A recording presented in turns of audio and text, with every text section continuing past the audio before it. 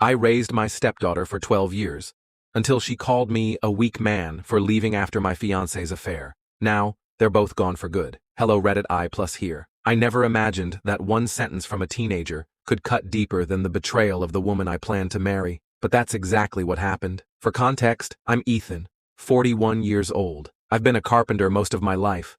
Nothing glamorous, but my hands built our home. Literally. 12 years ago, I met Sophie, a single mom with a 4-year-old daughter named Lena. Her ex wasn't in the picture, never paid child support, never called on birthdays. Sophie and I started dating, and from the moment I met Lena, I made the choice to step up. I didn't just date Sophie, I became a father to that little girl. I did bedtime stories, school runs, scraped knees, science projects, the whole package. When Lena was 8, she asked if she could call me Dad, and I swear I almost cried in the car afterward. Sophie and I never rushed marriage. We got engaged when Lena was 12, figuring we'd have the wedding once finances were more stable. I thought life was good. I was wrong.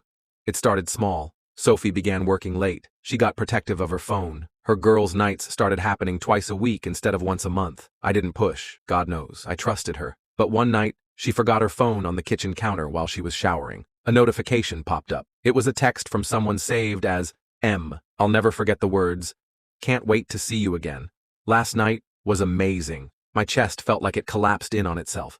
I scrolled. The messages weren't ambiguous. They were explicit, intimate. They'd been meeting for months. M turned out to be Marcus, a co-worker from her job, divorced, no kids. According to their messages, he made her feel alive again. I waited until Lena was at a friend's house. I showed Sophie the messages. She didn't cry. She didn't beg. She just said, "Ethan, you're a good man, but you're safe." Predictable. I want more excitement in my life. Like our life, our family, was just boring wallpaper she could tear down whenever she felt like redecorating. I told her I was done, that we could sort out the logistics later, but we were over. She shrugged, and said, "Fine, I'll move in with Marcus for now." I was gutted, but I still thought about Lena. She was 16 by then. I knew she'd take it hard, so I decided to talk to her directly. When I told Lena what happened, she listened quietly. Then she looked me dead in the eye and said, "So you're just leaving? Wow, I thought you were stronger than that. Marcus makes Mom happy and you're giving up? That's weak." Weak. That word landed like a steel rod to the ribs. I raised this girl since she was 4. I taught her how to ride a bike, stayed up all night helping with essays, drove her to soccer games every Saturday for years. I was at every school play, every birthday, and now, because her mother found someone more exciting, I was the weak one for walking away. I couldn't even speak. I just walked out of the room. 2 days later, Sophie and Lena packed up and moved in with Marcus. No goodbye hug, no thank you for over a decade of fatherhood. Just gone. I didn't hear from them for months. Then, 6 months later, Sophie called. She was crying. Apparently Marcus had kicked them out after she caught him cheating with her co-worker. They wanted to come home. She said Lena missed me, that she didn't mean what she said. And here's where I broke the cycle. I told her, "Home isn't here anymore. You burned it down." She tried to guilt trip me, reminding me I raised Lena and shouldn't abandon her. But the truth is, she abandoned me the moment she stood by her mother's betrayal. What Sophie didn't know was that while she was busy playing house with Marcus, I'd been quietly finalizing the sale of the home I built. I took the money, bought a place 2 towns over, and started over completely. New number, new address. 3 weeks ago, a mutual friend told me Sophie's back in our old area, struggling to pay rent. Lena's working part-time at a coffee shop, still in high school. Apparently, they were both shocked when they realized I'd cut them off for good. Here's the thing. I didn't just walk away from a cheating fiancé.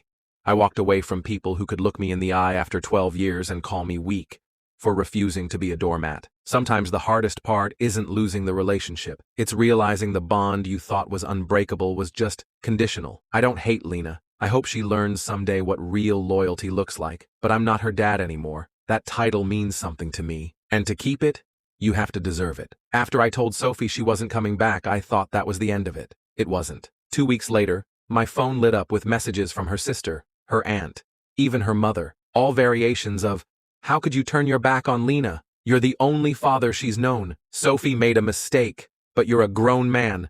Stop punishing them. You're acting childish. Real men fight for their family." Funny thing, not one of them had called me in the 6 months Sophie was shacking up with Marcus. Suddenly, I'm public enemy number 1 because I wouldn't give them a rent-free safety net. I didn't reply to most of them. The few I did answer, I kept short. "This isn't my problem anymore." Then Sophie went nuclear.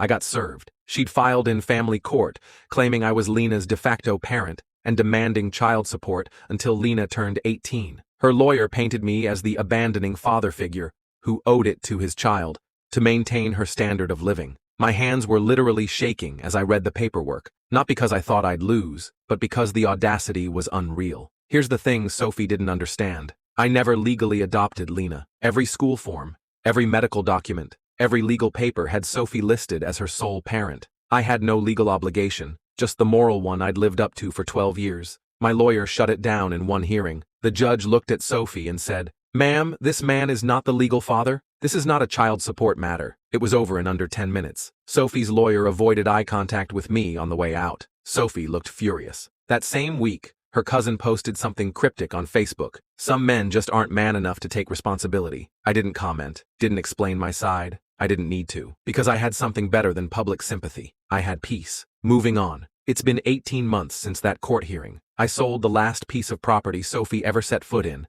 started my own woodworking business, and even began dating someone new, a woman named Claire, who has her own career and her own life. No games, no secrets, no family drama. Every so often, I hear through the grapevine that Sophie and Lena are still struggling, moving from one rental to the next. And yeah, there's a part of me that feels a twinge of sadness for Lena. She didn't ask for her mom's choices, but she chose to stand beside her that day and call me weak. I'm not weak. I'm free.